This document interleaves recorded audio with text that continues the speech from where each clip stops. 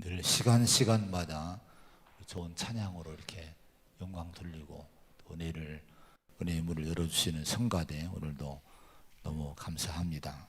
오늘 두 곡을 불러드렸는데 너무 좋았고 너무 은혜로웠습니다. 성가대회에서 우리 박수 한번 했습니다. 축복합니다. 여러분 축복합니다. 감사드립니다. 서로 인사하고 축복합니다. 우리 이렇게 인사를 하겠습니다. 기뻐하라 했는데 우리 예수 안에서 함께 기쁨의 삶을 삽시다. 시작. 왜 기쁜 거예요? 근데 예수 안에서 부활하셨기에 기쁨이 우리 안에 충만한 삶이 될 줄로 믿습니다. 구제 헌금을 이제 이게 봉투를 나눠드렸는데요. 이게 또 뭔가 하시는 분들이 계실 것 같아서 말씀을 드립니다. 우리 지방에 있는 하간포 교회가 화재가 나서요. 주택이나 교육관이 전소가 됐습니다. 교회도 쓸 수 없는 공간이 돼서요. 다 부시고 다시 교회를 재건축을 해야 될 상황에 이르렀어요. 같은 지방에 있는 감리교 아닐지라도 함께 책임을 지고 교회를 세워줘야 될 필요성이, 특히 우리 교회는 지방의 중심교회입니다.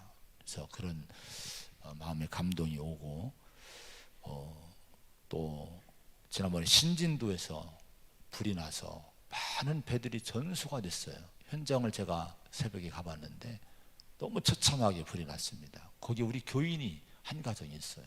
큰 배가 완전히 불이 타서 엄청난 막대한 이 재산의 손실을 가져왔고요. 낙심 가운데 있습니다. 우리가 이런 형편에 있는데 우리가 나몰라라 할 수 없지 않습니까? 그 마음에 하나님 부담감 오셨는데 기획위원들, 장로님들과 함께 상의를 했어요. 또 많은 분들이 건의를 하더라고요. 이대로 있으면 안 된다. 그래서 우리가 함께 헌금하고 해서 돕자. 그래서 장로님들과 상의하고 했는데 오늘 드리는 모든 부활절 헌금은요, 전부 올해는 다른 데 쓰지 않고 구제 헌금, 구제비로 쓸 거예요. 구제비로 이번 2021년도 헌금은 부활절 헌금 구제비로 사용을 합니다. 그리고 우리가 좀 십시일반으로 좀 다음 주에 기도하신 가운데 부담 갖지 말고 시험 들지 않게 하시기 바랍니다. 여러분 마음에 주님이 감동 주시면 헌금하시면 전액 이걸 우리가 교회 재건축하는데, 어려운 가정 돕는데 이 물질을 쓰게 될 거고요. 그 외에 우리 교회 재정에서도 이렇게 또 함께 출연을 해서 이런 도움을 주려고 하고 있습니다. 여러분 재난당한 교회와 이웃들 위해서 많이 기도해 주시고 참여를 해 주시기를 부탁을 드립니다. 복음서들 마태, 마가, 누가, 요한, 이 복음서들은 예수님이 십자가 처형을 받으시고 무덤에 묻히신 후에 사흘 뒤 안식 후 첫날이라고 합니다. 이날에 있었던 일들에 대해서 일제히 동일한 기록들을 남기게 됩니다. 우리 예수님이 처형을 받으시고 무덤에 장사가 되셨는데, 예수님이 장사된 이 무덤, 묻히신 무덤은 오늘 우리들이 알고 있는 그런 매장, 땅에 묻는 그런 매장의 방식이 아니었습니다. 당시 이스라엘에서의 장례 문화는 동굴을 파고 돌을 이제 파내고 그 굴에 시신을 안치를 하고 굴의 입구를 돌로 막아 놓는 방식으로, 형태로 장사를 지냈었습니다. 예수님의 시신이 그렇게 굴에 모셔진 후에 사흘째 되던 날 새벽에 일찍이 막달라 마리아를 위시해서 3명의 여인들이 그 예수님 무덤을 이제 새벽에 찾아가게 됩니다. 그 여인들이 무덤을 찾은 목적은 예수님이 부활하시니까 부활을 맞이하러 방문한 것이 아닙니다. 부활을 확인하러 간 것이 아닙니다. 주님이 생전에 그토록 부활에 대한 말씀을 하셨지만은, 예고했지만은, 그러나 제자들이나 주님을 따르던 사람들은 그 당시는 부활이 뭔지도 몰랐어요. 부활의 형태가, 부활이란 사실이 뭔지를 알지도 못하고 기대도 못하고 생각지도 못했던 그런 때입니다. 근데 왜 이 여인들이 예수님의 무덤에 맺힌 사흘 후에 그 새벽에 주님의 묘지에, 그 무덤에 찾아갔을까요? 그것은 우리가 보통 우리의 가족들이 이 땅을 떠나고 장사된 후에 종종 무덤을 찾아가는 이유와 동일합니다. 왜 우리가 종종 우리 부모님의, 아니면 우리 앞서간 분들의 무덤을, 아니면 납골당을 찾아갑니까? 이걸 통해서 추억을 하고, 그분들을 추억하고, 내 마음에 그 위안을 삼고, 먼저 가신 분들을 잊지 않기 위해서 찾아가는 거예요. 그리고 거기에 꽃을 놔드리기도 하면서, 무덤을 돌보기도 하면서 그들을 추모하는 의미로 무덤을 찾아가게 됩니다. 바로 그런 연유로 3명의 여인들도 향품을 가지고 예수님의 무덤을 찾아가게 된 겁니다. 근데 이들이 찾아갔을 때에 예수님의 무덤의 돌문이 열려 있는 거예요. 그리고 무덤은 비어 있었습니다. 자, 이 사실을 목격한 이 처음 예수님 무덤을 찾아간 세 여인들이 놀란 가운데 달려가서 다른 제자들, 베드로나 다른 제자들에게 그 소식을 알리는 거예요. 예수님 무덤 문이 열려 있더라. 거기 예수님 시신이 없더라. 텅 비어 있더라. 소식을 전합니다. 이 말을 들은 베드로와 요한도 깜짝 놀라서 무덤을 향해 달려갑니다. 어느 화가는 이 베드로와 요한이 무덤을 향해 달려가는 그 표정을 잘 표현해서 그림을 그린 유명한 그림도, 작품도 남겼습니다. 이들이 정말로 가보니까 무덤이 비어 있는 거예요. 그런데 요한복음 20장 8절에 보면은, 그때야 무덤에 먼저 갔던 그 다른 제자도 들어가 보고 믿더라, 이런 말씀이 나와요. 근데 여기서 보고 믿더라, 빈 무덤을 보고 믿더라는 것은요, 예수님 부활을 믿은 것이 아니에요. 예수님이 정말 그 여인들이 말한 것처럼 시신이 없어졌구나라는 그 말을 믿었다는 거예요. 그래서 9절에 보면은 그 첨가해서 가로해 놓고 이렇게 설명해 놨습니다. 그들은 성경에 그가 죽은 자 가운데서 다시 살아나야 하리라 하신 말씀을 아직 알지 못하더라. 이 말씀 보면 그들이 부활을 믿은 것이 아니라 예수님 시신이 없어진 것을 그냥 그걸 인정했다는 거예요. 자, 그런데 그 이후로 부활하신 예수님이 제자들에게 여러 차례 나타나셔서 자신의 몸을 보여주십니다. 오늘 본문에도 보면은 5절부터 보면은 그 사실을 기록을 했어요. 게바에게 보이시고, 즉 베드로에게 보이시고, 12제자 500여 형제에게, 또 야고보에게, 많은 사도와 맨 나중에 바울 자신에게도 예수님이, 부활하신 예수님이 찾아오셨다, 만나 주셨다고 말씀을 합니다. 요한복음 20장에 보면은 도마에게, 의심 많은 도마에게 찾아오셔서, 야, 네 손을 보고, 손을 내밀어 보시면서 내 손을 봐라, 못 박힌 손을 보라는 거예요. 네 손을 내밀어 내 옆구리를 만져봐라, 창에 찔리신 그 상처 있는 옆구리를 만져보게 하십니다.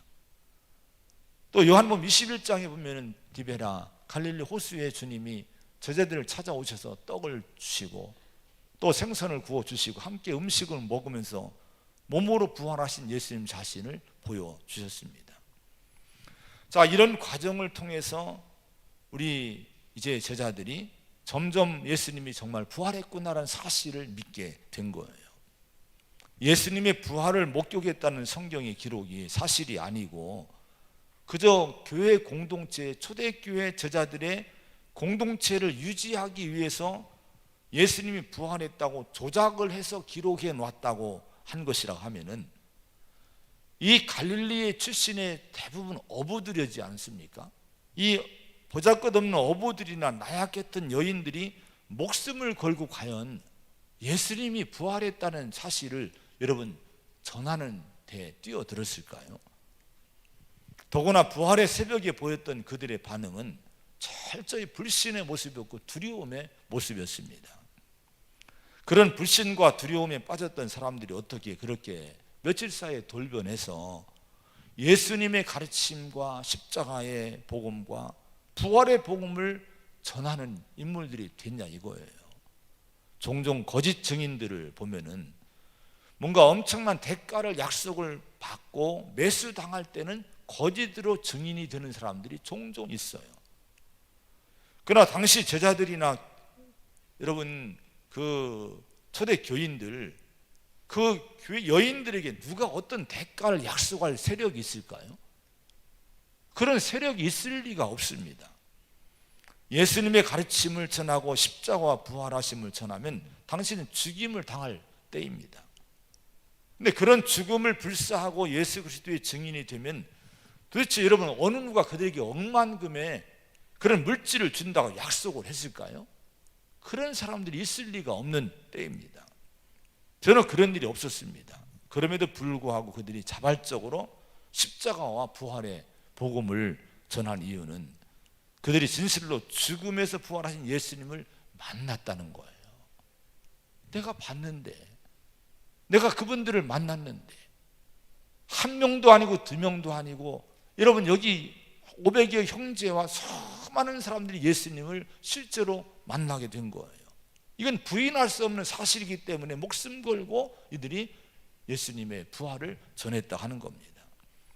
예수님은 죽음에서 사흘 만에 부활하셨습니다. 그런데 여러분, 나를 위해 성육신 하셨고 무죄하신 하나님의 유일하신 독생자 예수님께서 우리의 죄, 나의 죄를 위해 십자가에 달려 죽으셨다가 장사된 바 되셨다가 사흘 만에 다시 살아나신 이 부활의 실제를 세상은 믿을 수 없다고 얘기를 합니다.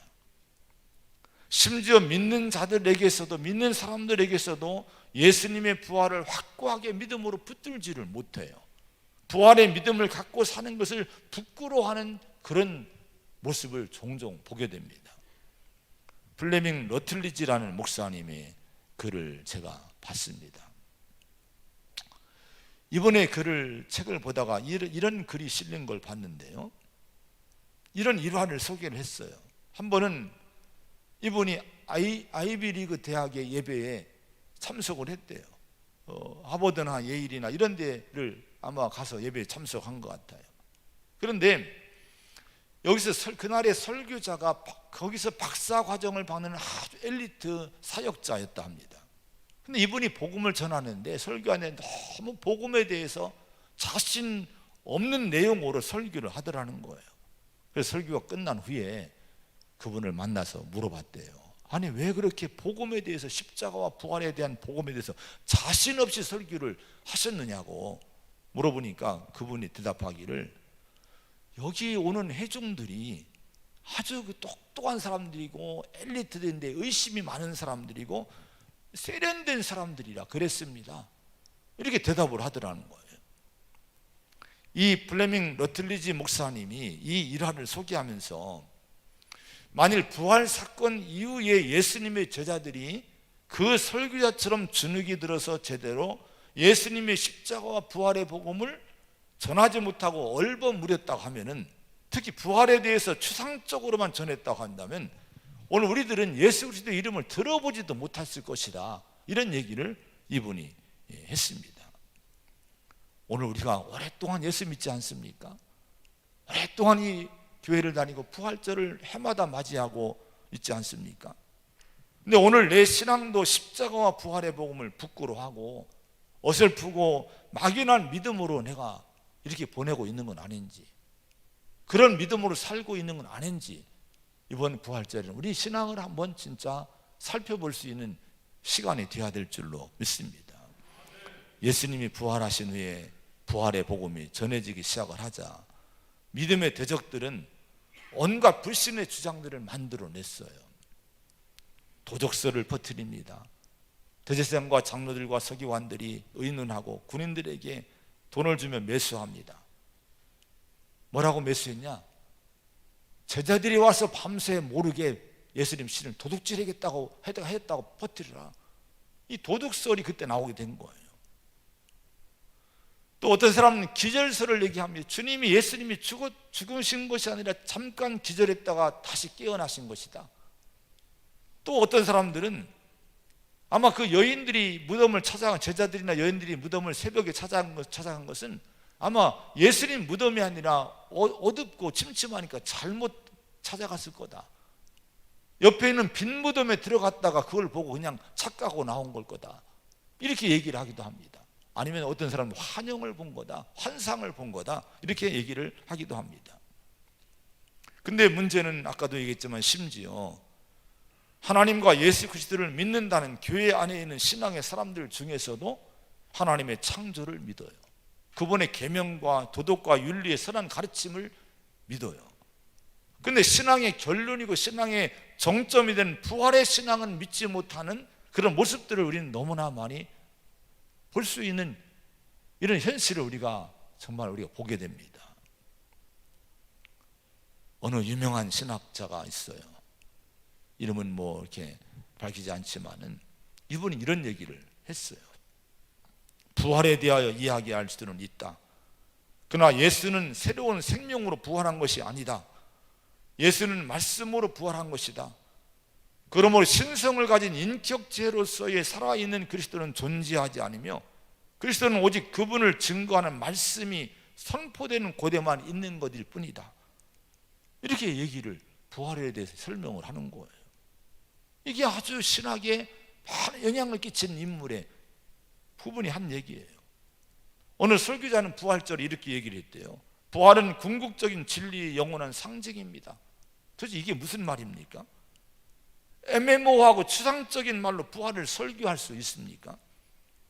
성경에 분명하게 기록된 예수님의 십자가 죽으심과 그 예수님이 다시 살아나신 사실에 대해서 이렇게 애매모호하게 아니면 추상적이고 혹은 영적인 해석으로만 부활을 말할 수가 있는 것입니까? 분명한 것은 그들의 완곡한 이런 신학적인 표현이나 철학적인 표현으로 치장을 한다 할지라도 아무리 깊은 논리 같은 그런 여러분 그 얘기 같아도 여러분 실상은 그들의 내면에 있는 것이 뭐예요? 예수님 부활을, 몸의 부활을 믿지 못한다는 불신의 고백일 뿐이라고 하는 거예요. 여러분, 그러면 왜 그렇게 세상은 예수 그리스도의 부활을 못 믿고 예수님이 부활하신 지 2000년이 지나고 그 부활을 믿는 교회들이 2000년 동안 역사에 많은 여러분 영향을 끼쳤음에도 불구하고 오늘까지 이 복음이 전해졌음에도 불구하고 아직도 이 부활을 믿지 못하고 여러분 심지어 믿음의 사람들도 이 부활을 믿지 못하는 이유가 여러분 뭘까요? 지난 4월 1일 날 국민일보에 보니까요 아주 좋은 글이 하나 실려 있었어요.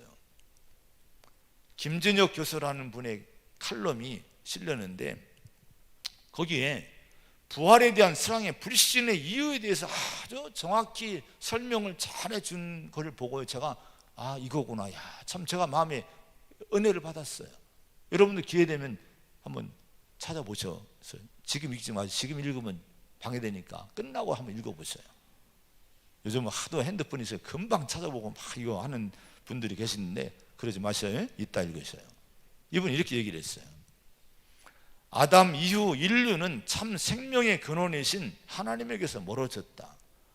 대신 죽음이 삶의 끝이자 생명의 최종 고난을 가진다는 가짜 메시지와 함께 살아왔다는 것을 이분이 지적을 했습니다.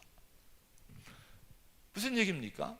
죽음이 모든 것을 끝낸다는 잘못된 메시지로 인해서 인류는 현세의 삶이 유일한 것인 양 착각을 하고 현세의 삶에만 집착을 하고 살게 됐다는 거예요. 모든 인간은 죄와 사망의 법 아래 살고 있는 겁니다. 죄와 사망이라는 죄로 인해 죽는다는 죄로 인해 죽는다는 사망당하는 이 어둠의 쇠사슬에 벗어날 존재는 아무도 없어요. 그래서 인간에게 있어서 죽음은 최고의 폭군이고 여러분 거부하고 거역하고 피할 수 없는 운명이 죽음인 것은 확실한 거예요. 누가 이걸 피할 수 있겠습니까? 그러나 성경은 결코 죽음이 인간의 끝이고 삶의 끝이고 인류에게 있어서 최종 고난이라고 말씀하지는 않습니다. 죽어 성경이 줄곧 죄와 사망에 매여 두려워하는 인간에게 가르치고 깨우치는 것이 뭐예요? 죽음을 넘어 영생이 있다는 것을 말씀하시고 있습니다. 창세기 3장에 보면은 죄인 된 죄를 지은 아담과 하와에게 하나님이 염려하신 가운데 저주하는 가운데 생명나무 열매를 따먹지 못하게 하시기 위해서 그 사람들을 에덴에서 내쫓았다고 하는 말씀이 나와요. 그리고 생명나무 길을 두루두른 화연검으로 또 그룹들로 지키게 하셨다는 말씀이 나옵니다. 자, 이 말씀이 주는 것은 원래 인간은 영생하는 존재로 창조가 되었는데 죄로 말미암아 저주로 사망이 들어왔다는 거예요. 원래는 영생의 존재로 생명나무의 열매를 먹고 영생의 존재로 창조가 됐다는 거예요. 자, 그래서 여러분 이런 부분들을 계속 성경은 알려주시는데요, 영생을 성경은 많이 말씀을 해요. 다니엘 12장 2절에 보면요, 땅의 티끌 가운데에서 자는 자 중에서 많은 사람이 깨어나 영생을 받는 자도 있겠고 수치를 당하여서 영원히 부끄러움을 당할 자도 있을 것이며 라고 말씀을 합니다. 다니엘이 포로가 돼서 여러분 끌려간 지 세월이 흐르고 이제 90세가 넘습니다.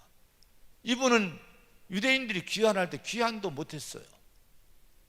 마음이 얼마나, 여러분 이 이방 땅에서 여러분 총리가 되고 성공자가 됐지만 그러나 영적으로 생각할 때 얼마나 마음이 힘들었겠습니까? 예루살렘으로 돌아가지 못하는 이 다니엘의 심정, 그때 주님이 하나님이 위로하신 거예요. 이 땅이 전부가 아니란 거예요. 뭐를 말씀합니까? 영생이 있다고, 영생이 있으니까 이 땅이 전부가 아니니까 영생을 바라보라고 다니엘에게 위안을 주신 거예요. 이렇게 약속하신 영생을 주시기 위해서 하나님은 누구를 보내셨습니까? 예수님을 이 땅에 보내신 거예요. 요한복음 3장 16절에 하나님이 세상을 이처럼 사랑하사 독생자를 주셨으니 이는 그를 믿는 자마다 멸망치 않고 영생을 얻게 하려 하십니다. 예수님이 오신 목적은 단 이거예요. 우리가 여러분 이 땅에서 잘 먹고 잘 살고 건강해지고 여러분 먹고 마시고 입는 이 문제는 덤으로 주시는 거예요.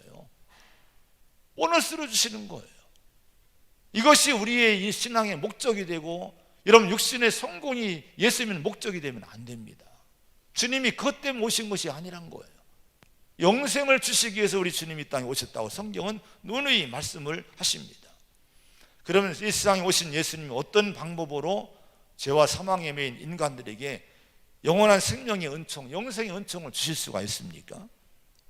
로마서 5장 12절에 그러므로 한 사람으로 말미암아 죄가 세상에 들어오고 죄로 말미암아 사망이 들어왔나니라고 말씀을 합니다. 인간이 모두가 사망 아래 있게 된 이유가 뭡니까? 죄로 말미암아 사망의 존재가 됐다고 말씀을 해요. 죄 때문에 사망이 왔다는 거예요. 자, 이렇게 죄와 사망의 법에 매인 인간에게 영생을 주시기 위해서 주님이 오셔서 하신 일이 여러분 뭡니까? 그것이 예수님이 십자가에서 우리를 대신해서 우리 죄값을 치르시고 죽어주시는 일을 주님이 하신 거예요. 그래서 오늘 3절 4절에 뭐라고 얘기합니까? 이렇게 얘기를 합니다. 3절 4절의 말씀 한번 같이 읽어보겠습니다. 시작.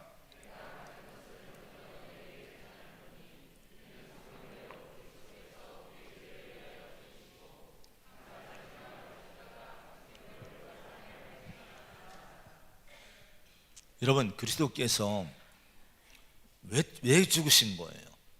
그렇게 십자가 이렇게 주님의 죽으심을 우리가 노래하고 묵상하고 바라보고 있는데 왜 예수님이 십자가에 처참히 죽으셨습니까? 3절에 뭐라고 말씀해요? 우리 죄를 위하여 죽으시고라고 말씀하는 거예요. 죄가 하나도 없으신 하나님의 아들, 유일하신 우리 하나님의 아들이신 그 예수님이 우리 죄를 대신해서 죽으심으로 말미암아 그 사실을 믿는 자에게 주시는 은총이 있습니다. 내 죄를 위해서 예수님이 십자가에 죽으셨다는 사실을 믿고 고백하는 자에게 어떤 은총과 은혜를 주시는고 하니 로마서 8장 1절 2절에 보면은 그러므로 이제 그리스도 예수 안에 있는 자에게는 결코 정죄함이 없나니 이는 그리스도 예수 안에 있는 생명의 성령의 법이 죄와 사망의 법에서 너를 해방하였음이라 이렇게 말씀을 하셔요.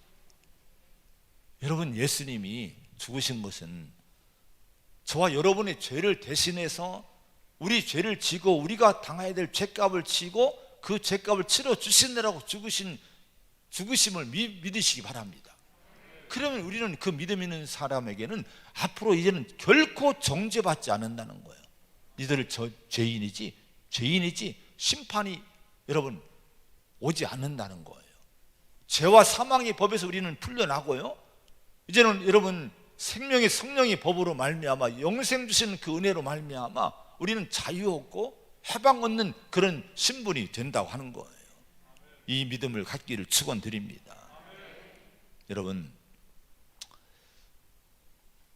예수님이 이렇게 우리 죄를 대신해서 십자가에 죽으심으로 우리의 죄값을 완벽하게 지불해 주신 예수님이신데 그걸로 끝내지 않으시고요, 이렇게 우리 죄를 위해서 대신해서 십자가에 죽으신 예수님은 사흘 만에 무덤에서 부활을 하신 거예요.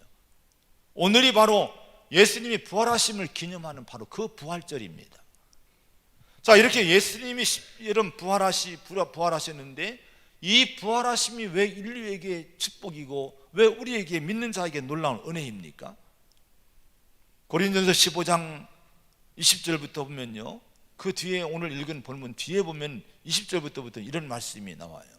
20절 말씀을 한번 같이 20절 21절의 말씀을 한번 같이 봉독을 합니다. 시작. 그러나 이제 그리스도께서 죽은 자 가운데서 다시 살아나사 잠자는 자들의 첫 열매가 되셨도다. 사망이 한 사람으로 말미암았으니 죽은 자의 부활도 한 사람으로 말미암는도다. 할렐루야. 여러분, 우리 주님이 부활하신 것은 뭡니까? 잠자는 자들, 죽은 것을 잠자는 것이라고 얘기합니다. 잠자는 자들의 첫 열매로 먼저 부활하신 거라고 하는 거예요. 여러분, 사망이 한 사람 아담의 죄로 인해 인류 가운데 들어왔다면 부활도 한 사람 예수님으로 말미암아 이 부활이 우리에게 주어진다고 말씀을 합니다.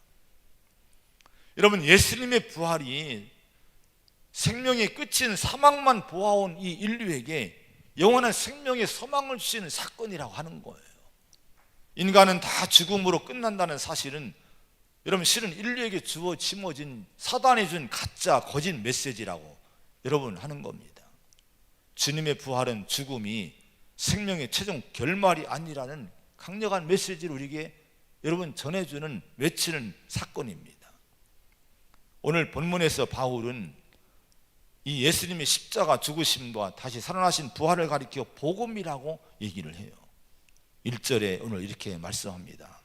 1절, 형제들아 내가 너에게 전한 복음을 너에게 알게 하노니 이는 너희가 받은 것이요 또 그 가운데 선 것이라. 교회가 어디에서 씁니까? 복음 위에 선 거예요. 우리가 뭘 받습니까? 복음을 받은 거예요. 자, 그런데 이 복음의 내용이 뭡니까? 복음, 복된 소식, 인류에게 전해진 가장 복된 소식의 내용이 뭡니까? 여기 복음의 소식의 내용이, 그 복음의 내용이 뭔고 하니 바로 여러분 3절 4절이 복음의 내용이에요.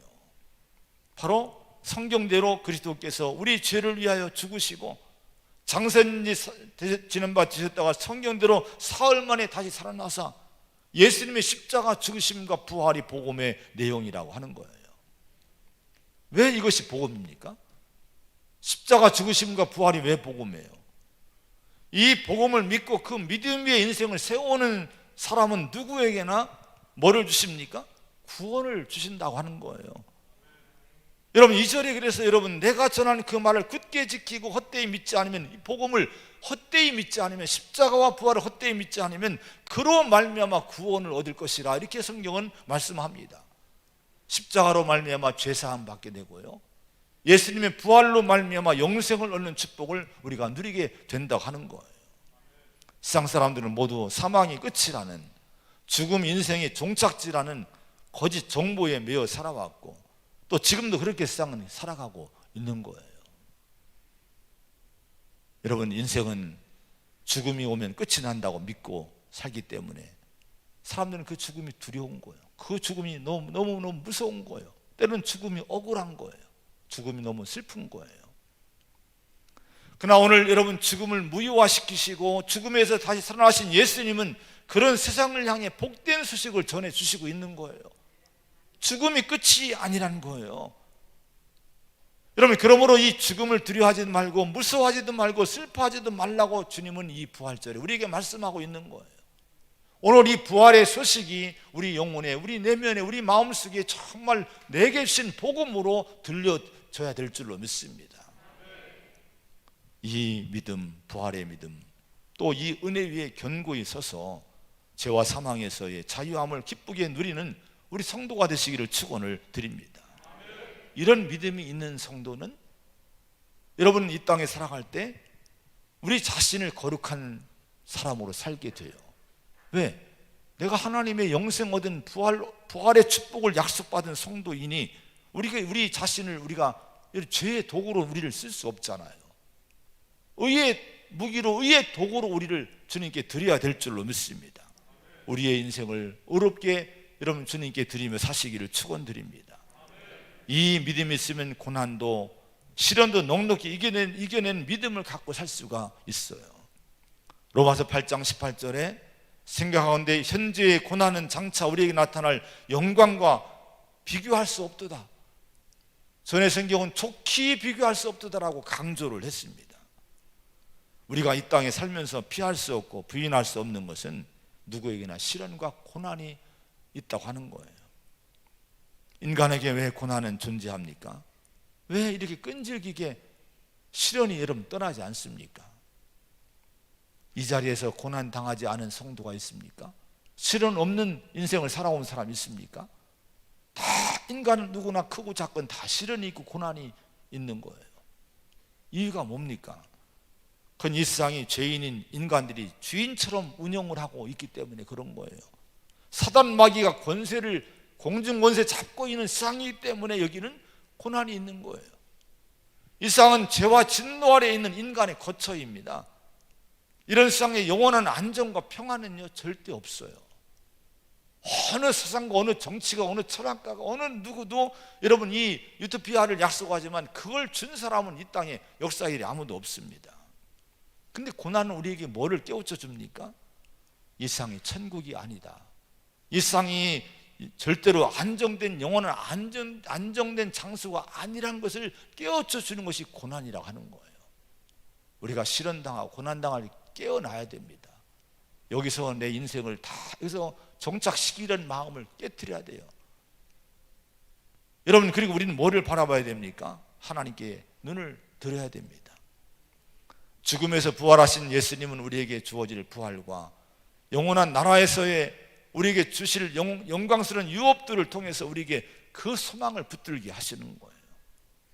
이 세상에서의 고난과 시련은 부활을 통해 약속하신 영광스러운 나라의 축복을 통해서 사라질 것이라는 약속을 주시고 있습니다. 여러분, 죽음이 영원한 것이 아니듯이 예수님의 부활을 보니까 죽음이 영원한 것이 아니지 않습니까? 여러분, 이와 같이 여러분 고난도 영원한 것이 아님을 꼭 우리는 믿어야 됩니다. 지금 여러분 고난이 큽니까? 아픔이 크십니까? 이게 영원한 것이 아니에요. 이건 이 땅에 사는 동안의 과정이 있는 하나의 시련이지만은 언젠가 우리가 믿음의 성도에게는 이 죽음 너머에 부활이 있기 때문에 부활 이후에 주신 그 새로운 영원한 유업을 누리는 나라에서는요 고난이 없어요. 거기는 사망도 패하고 고난도 패하고요 모든 아픔과 질병도 다 사라진 눈물이 없는 곳이 영원한 주님이 약속하신 나라인 거예요. 이걸 여러분 믿으시기 바랍니다. 이게 우리 신앙이 돼야 되는 거예요. 여러분, 그러면 우리는 자유함을 얻게 되는 겁니다.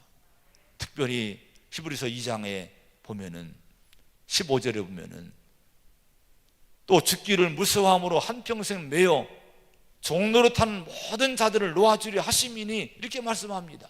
주님이 오신 것 중에 하나가 부활하신 목적 중에 하나가 여러분 이런 의도를 주시는 거예요. 이런 믿음을 은혜를 주시는 거예요. 인간은 다 죄와 사망 아래 있기 때문에 늘 보고 들은 것이 늘 본 것이 입력된 것이 인간은 죽는구나 죽으면 끝나는구나 이런 것으로 이런 정보가 입력되기 때문에 죽음이 무서워요. 죽음이 두려워요. 한평생 여기 종노릇하고 사는 거예요. 근데 이런 자들을 여러분 놓아주려고 주님이 오셨다는 거예요. 이제는 우리가 여러분 죽음을 두려워하지 말고, 우리가 죽음을 무서워하지 말고 여기에 종로로 타지 마시기 바랍니다. 자유함 얻고 정말 우리 천국을 바라보면서, 하나님 나라 바라보면서, 이 땅에 사는 동안에는 또 우리가 하나님 나라를 바라보는 성도이기 때문에 의롭게 살고 하나님 백성답게 사는 가운데 주님의 구원과 부활을 우리가 내 삶으로 고백을 드리고, 그러다가 주님 부르심 받을 때 천국으로 입성할 수 있는 그런 복된 성도가 되시기를 간절히 축원을 드립니다. 할렐루야. 우리 주님은 부활하셨습니다. 기도하시겠습니다. 하나님 아버지, 죄와 사망 아래 놓여 있는 인생들입니다. 고난과 시련과 고통 가운데 인생을 살고 있는 세상입니다. 이런 세상에 우리 주님은 오셔서 죄를 용서해 주시고 사해 주시고 죄와 사망의 법에서 자유케 하시고 부활하심으로 영생의 확신을 주셨습니다. 이 부활절이 기쁜 것은, 이 부활절이 참으로 소망이 넘치는 것은, 우리가 이 죄와 사망 아래 있는, 죄와 사망으로 끝내는 존재가 아니라 하나님의 자녀가 되고 영생 얻어서 영원한 나라 유업을 받을 수 있다는 소망을 주시고 믿음을 주시기에, 확증을 주시기에 이 날은 기쁨의 날이고 감사의 날이고 소망의 날인 줄로 믿습니다. 주여, 이 부활절에 이 믿음을 다시 한번 붙들기 원합니다. 이 믿음 위에 견고히 헛되이 믿지 않고 바로 서게 되면 반드시 우리는 구원받는다고 오늘 복음을 통해 말씀을 합니다. 헛되이 믿지 않기 원합니다. 애매모호하게 믿지 않기 원합니다. 확실하게 부활을 고백하고 믿고 그 믿음 위에 설 수 있는 이 교회가 되고 성도가 되도록 인도하여 주시옵소서. 예수님의 이름으로 간절히 기도하옵나이다.